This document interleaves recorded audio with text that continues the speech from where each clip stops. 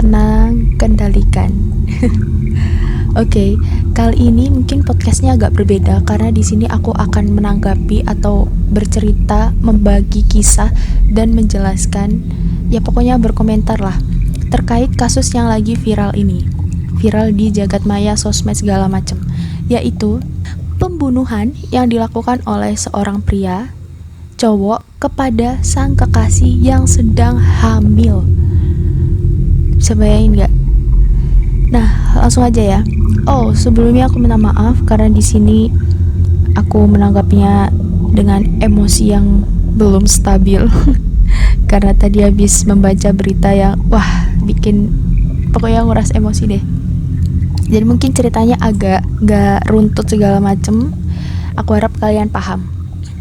Oke, ya kita langsung aja ke cerita. Awalnya aku akan memberitahu kalian motif kenapa si Agung ini bisa sampai membunuh Mbak Sylvie. Jadi, ada seorang cowok bernama Agung berusia 18 tahun asalnya dari Solo, Surakarta, Jawa Tengah yang membunuh kekasihnya bernama Sylvie Ayu Nugraha berusia 20 tahun warga desa Ngeliron, Kecamatan Randu Belatung dari Blora.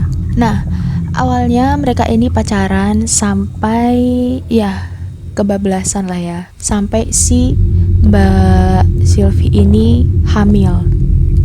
Akhirnya si Agung dan Mbak Sylvie memutuskan untuk kos karena mereka tidak direstui oleh orang tuanya dari si Agung. For your information, Agung ini berusia 18 tahun dan baru aja lulus SMA. Oke. Notice ya, baru lulus SMA. Ya Allah.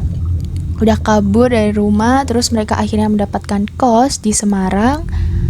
Aku gak bakal nyebutin alamat lengkap kosnya. Mungkin kalian kalau pengen tahu bisa cari tahu di media sosial tuh banyak banget. Jadi mereka kos di salah satu kosan yang ada di Semarang. Bayar sewanya kurang lebih 500.000 per bulan. Mereka sudah ngekos selama sekitar 3 bulan terakhir. Ya, jadi saat awal ngekos, si Agung dan Mbak Sylvie ini ditanyain kartu nikahnya, buku nikah dimaksudnya, buku nikahnya, tapi selalu mengelak sampai detik dimana ada kejadian ini. Si Agung bilang kalau mereka sudah menikah, dia udah menikah sama Mbak Sylvie, tapi selalu mengelak. Akhirnya ya udah, mereka tetap dibiarkan ngekos di kosan tersebut. Lalu singkat cerita, si Agung ini kesel, sebel, jengkel karena selalu dimintain tolong sama Mbak Sylvie untuk hal yang sepele, sangat sepele. Namanya juga orang hamil. Jadi dimintain tolongnya itu untuk ambil minum, ambil baju, dan dimintain tolong untuk nganterin ke kamar mandi. Cuman itu loh. Tapi dia kesel karena sering dimintain tolong hal tersebut. Oke. For your information juga, si Agung ini karena memutuskan untuk pindah, dia sekarang kabarnya dari radarsemarang.jawapos.com, dia bekerja sebagai tukang rosok, ya pokoknya tukang rongsok lah, itulah pokoknya ya, di Semarang itu. Nah, akhirnya suatu hari, tepat di hari Jumat, di mana kejadian ini terjadi, ada saksi Kak Anggito. Sebelum Jumatan, sebenarnya tidak terjadi hal-hal aneh, hanya melihat si Mbak Sylvie ini di luar kosan, duduk. Tapi akhirnya dia gak gubris dong, orang gak ada apa-apa ya, gak notice ada sesuatu yang ganjal. Akhirnya sepulang Jumatan, masnya ini, Mas Anggito, dimintain tolong sama si Agung. Si Agung ini mengatakan bahwa pacarnya meninggal saat dia tidur, jadi dia nggak tahu kalau pacarnya udah meninggal. Akhirnya minta tolong ke tetangga kanan kiri sebelahnya untuk mengatasi Mbak Sylvie ini. Tapi kalian tahu setelah hasilnya diotopsi dan pengakuannya si Agung sendiri bahwa Mbak Sylvie ini kenapa bisa meninggal? Ya, ini adalah momen dimana aku bener-bener greget, jengkel, pengen gaplok raine Mas Agung. Ya Allah, astagfirullahaladzim. Karena menurut aku, ya Allah, ya dia masih lulus SMA, masih tergolong bocil remaja. Astagfirullah. Oke, jadi Mas Agung ini ngebunuh Mbak Silvi karena pada hari itu Mbak Silvi minta tolong ke dia. Minta tolong entah ke kamar mandi atau ambil minum, pokoknya minta tolong. Saat si Agung lagi nonton YouTube.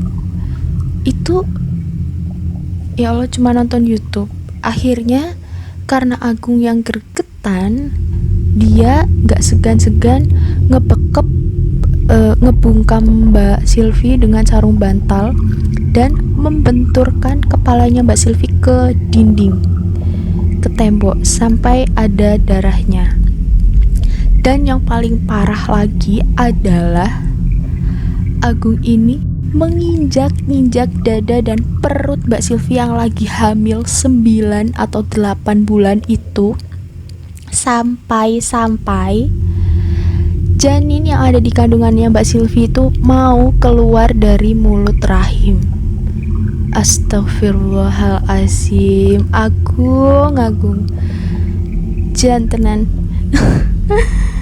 Ya pokoknya kalian bisa bayangin lah betapa kejamnya dan gilanya si Agung yang menginjak-injak perutnya Mbak Silvi, dan akhirnya Mbak Silvi meninggal dengan keadaan yang naas seperti itu. Dan ketika ditemukan dilihat oleh Mas Anggito itu, kondisi Mbak Silvi itu udah mulai menghitam dan mulutnya berbusa. Ada beberapa bukti yang dikumpulkan oleh polisi, seperti sarung bantal tadi, lalu ponsel, dan ada sebuah gelas.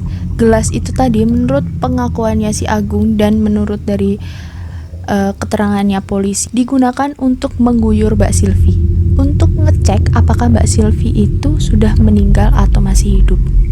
Dan parahnya si Agung itu blak-blakan menjelaskan bahwa itu emang murni perbuatannya dan sengaja dilakukan agar rasa kekesalannya itu bisa terbayar.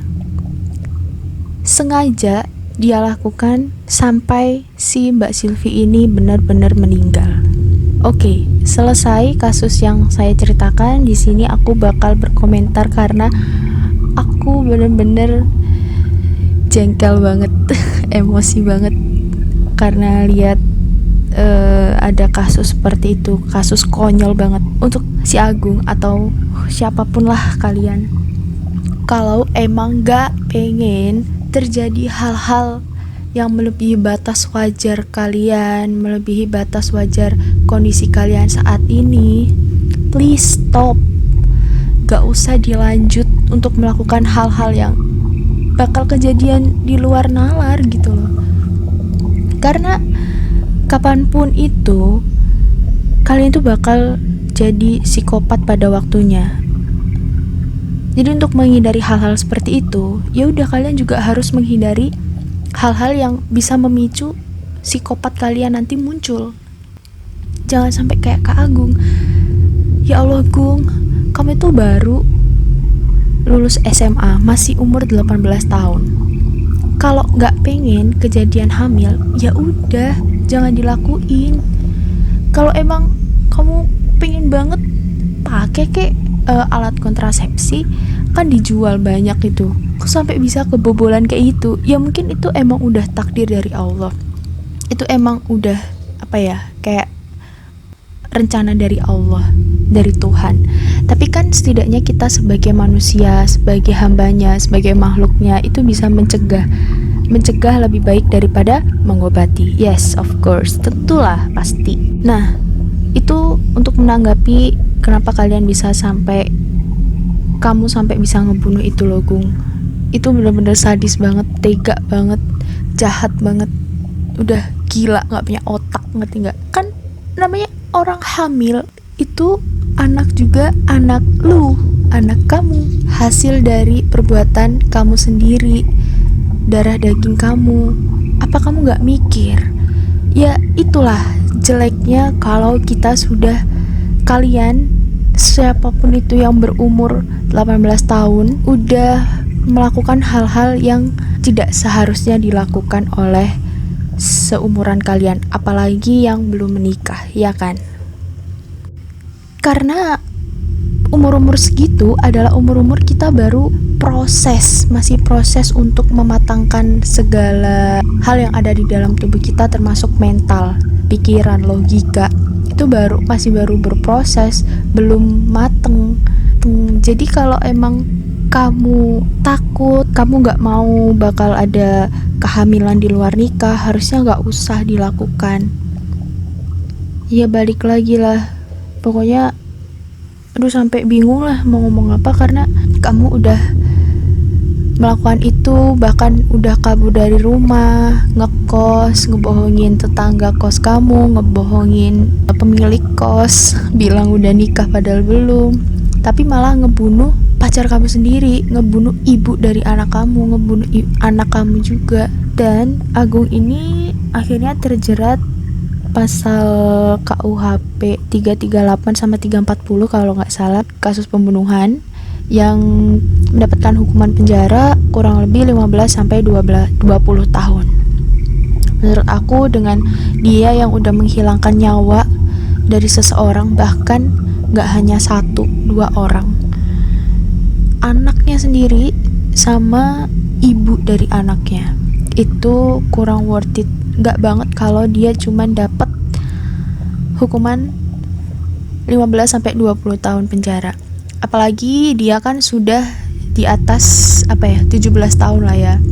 Mungkin kalau di bawah 17 tahun masih mendapat toleransi dengan hukuman yang minim. Tapi kalau ini kan udah 18 tahun. Aku bukan anak hukum sih, cuman ya melihat kejadian kayak ini kurang worth it banget gitu loh. Kurang pas untuk dia yang mengakui sendiri perbuatannya, dan saat diinterogasi itu sama polisi mukanya santai banget, bos, tenang banget. Aku bakal kasih gambarnya nanti ini di video, jadi kalian bisa lihat sendirilah. Dan aku nanti bakal kasih sumber bacaannya, sumber-sumbernya. Kalau ingin tahu lebih lengkapnya bisa baca di sumber yang sudah aku tulis di description box. Pesan dari kasus ini atau kejadian ini adalah buat kalian siapapun itu, apalagi yang di bawah umur ataupun belum nikah juga, pacaran it's okay, silahkan, tapi ya taulah batasannya. Apalagi menikah itu adalah 21-25, ceweknya minimal tuh 21 adalah untuk perempuan cewek dan 25 untuk cowok.